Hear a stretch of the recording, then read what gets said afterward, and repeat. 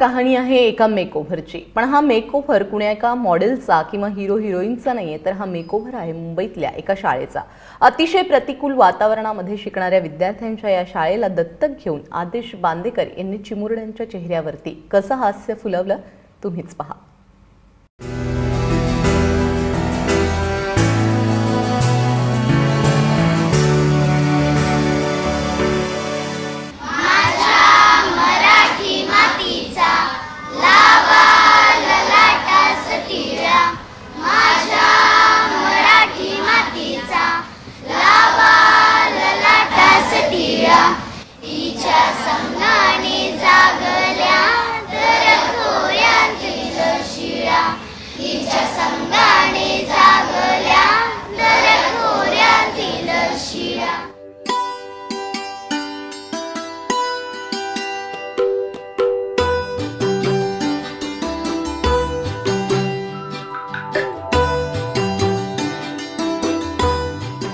मन लावून कविता म्हणणारी ही मुलं शाळेत येऊन खूप खुश आहेत, कारण शाळेत आल्यावर त्यांना मिळालंय एक खास सरप्राईज।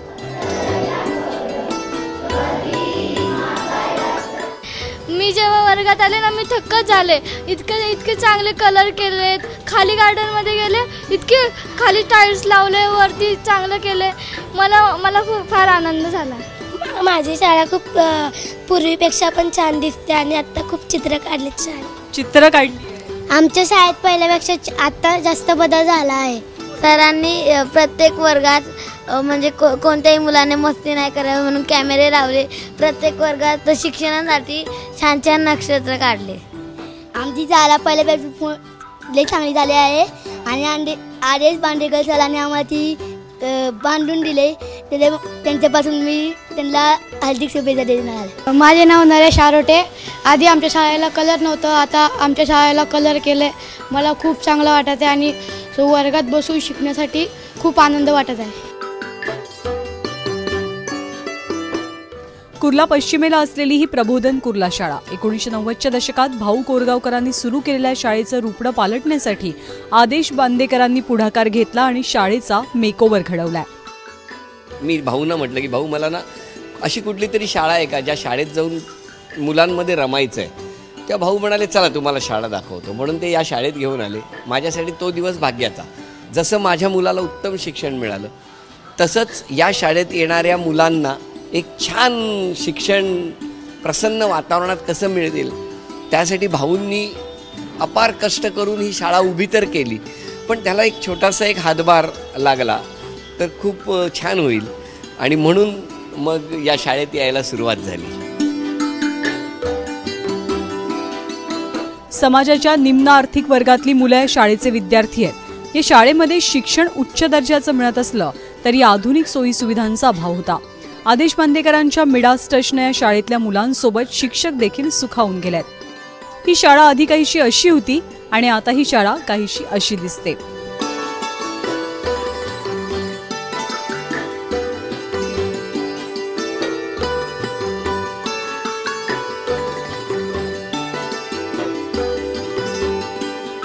सरांचं पहिलं मोठं धन्यवाद मानायला पाहिजे मला। म्हणजे माझे सगळे शिक्षक आणि विद्यार्थी यांच्या वतीने मी सरांचे आभार मानेन की या शाळेला आगळं वेगळं रूप दिलं। ते जादूची कांडी फिरते ना, तसं काहीतरी एक वेगळं स्वरूप सरांमुळे शाळेला प्राप्त झाले।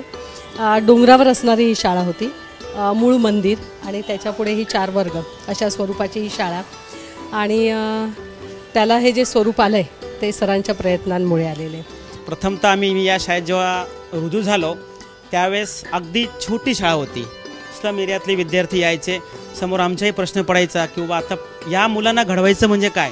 पण देवदूतच समोर जर उभे राहिले तर बदल अपेक्षितच आहे। आणि जर आता पूर्ण महाराष्ट्रामध्ये डिजिटल शाळा सुरू झाल्यात तर याचं एक उत्तम नमुना आमची शाळा होईल असं म्हणणं अगदी योग्य आहे। शाळा बदलत असली तरी या आणि अशा अनेक शाळांना सुसज्ज करण्याची इच्छा आता व्यक्त होतीये। ही शाळा CCTV, आता या शाळेत आता सगळे वर्ग CCTVत आहेत। म्हणजे ज्यांच्या पालकांकडे एंड्रॉइड फोन आहेत त्या पालकांना ऑफिसमध्ये बसून मुलं वर्गात काय करतायत ते दिसणार आहेत। ही एक पाऊल पुढे टाकलं पाऊल पुढे टाकलं म्हणण्यापेक्षा ज्या प्रगत गोष्टी इंटरनॅशनल स्कूलमध्ये आहेत त्या सगळ्या गोष्टी मला या विद्यार्थ्यांना देण्यासाठी प्रयत्न करायचा आहे. मी काही वेगळं करत नाही आहे की मी एक कलावंत आहे, मी समाजकारणाच्या मार्गावर सुद्धा चालतो आहे. ज्या सुविधा इतर मुलांना मिळतात त्या या शाळेत मिळाल्या पाहिजेत, कारण या शाळेला माझा चेहरा मी द्यायचं ठरवलेलं आहे.